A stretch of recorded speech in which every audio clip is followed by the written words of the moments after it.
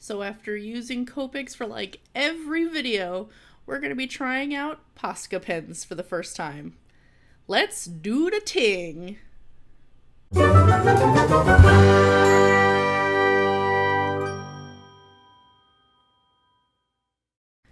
Hello everyone, my name is Comic Maker and we are going to be playing today.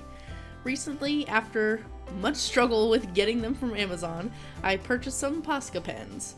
Now, I know that there are tons of reviews for these online, but it was those reviews that made me want to try them out, so today we're going to do just that.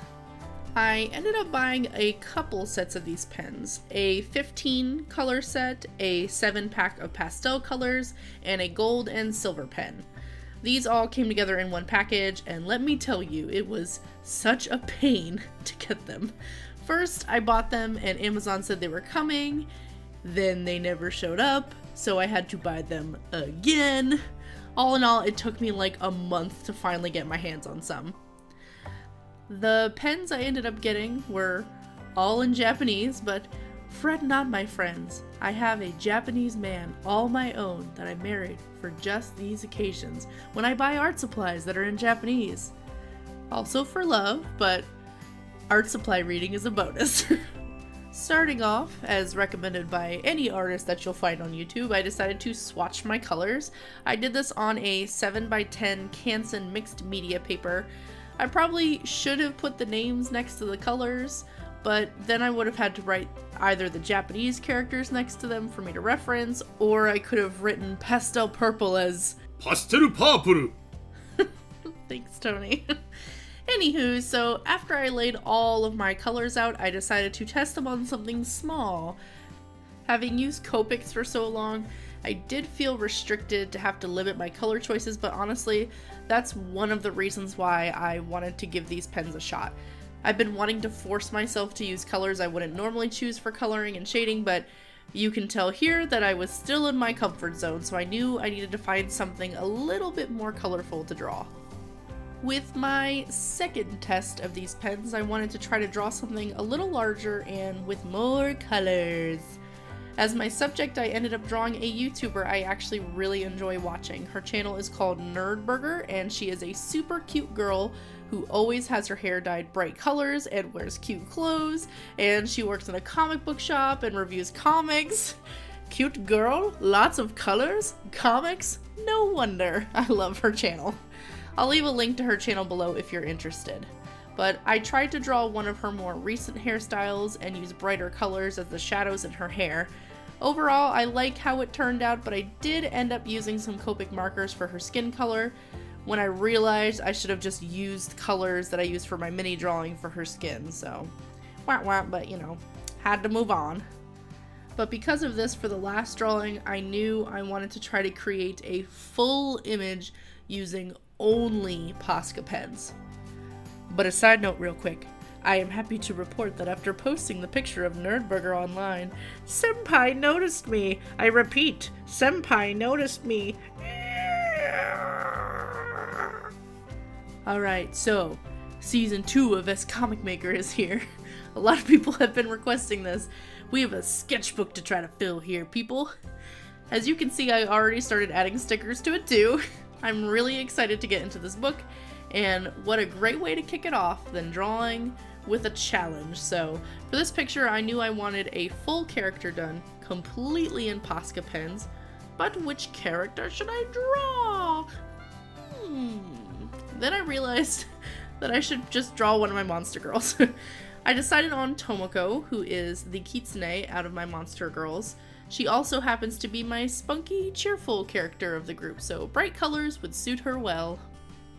While we watch some of this being drawn and colored, let's talk about some of the stuff that I learned from playing with these Posca pens. Number one, they have made me really want to try painting an anime girl on canvas. Much like the amazing artist, if you haven't heard of this person, Madoka Kinoshita, I'll link her below.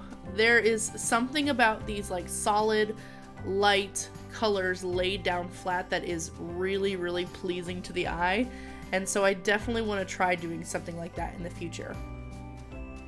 Number two, When I first started using them on my mixed media paper, I thought that the paper started pilling up.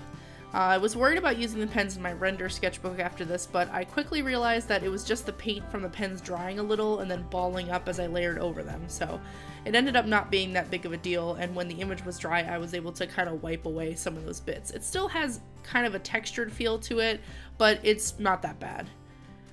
Number 3.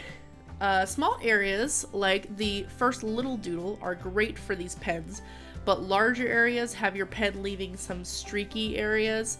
You can probably go back over this with another layer, but after working in such a large area, it can get kinda tedious. And speaking of going over areas, number 4. I did really enjoy the fact that if I messed up, I could easily cover up my mistakes with the colors. I might end up using these a lot for flat areas over watercolors or fixing mistakes in some of my other art. Number 5. These pens would be awesome for mixed media and layering. I definitely didn't use these for their intended purposes, but I guess you can argue that as long as I'm using them, it's their intended purpose. But I think I would love to do like a monoprint, kind of like when I did my Sailor Moon one, and then maybe draw some of the elements on top of it with the Posca pens. I think that that would turn out really, really cool. And lastly, number 6, the line art.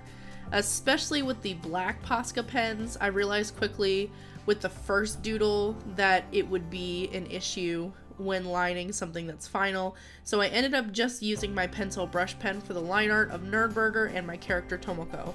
So as far as line quality, you can't get a lot of weighted lines with these pens. You'll pretty much be working with the same size. Final thoughts. If I were to use these pens again, I would probably use them for layering on top of drawings as opposed to making a whole piece with them like this. For example, I originally decided to buy these after watching Teo's review of the pens, where he draws a street view and layers the pens on top of the drawing and does like street lights and stuff like that. Another link for that in the description if you're interested, but I would definitely recommend them if you are a mixed media artist and want cool pops of color in your art, or if you want to layer solid colors on top of your artwork, or if you want to like fix some mistakes in your artwork too. They're great for layering on top of things. Overall, the colors are super bright and the quality of the pen itself is good once you get the ink flowing, and I will definitely be using these pens again. So what do you guys think of the things that I drew today? If I use these pens again, what would you like to see me draw? Let me know in the comments below. We have a couple more drawings than normal, but I really wanted to give these pens the best shot that I could before I ran into what I thought about them. Also, as far as my character Tomoko, I'll be sure to share more information about her in a future video as we dive into more of my characters. But that's it for me, everyone. Thank you all so much for watching, and a special thank you to all of my patrons who make videos like this possible. I appreciate you all stopping by, and I hope that we can draw together again soon. Bye, guys.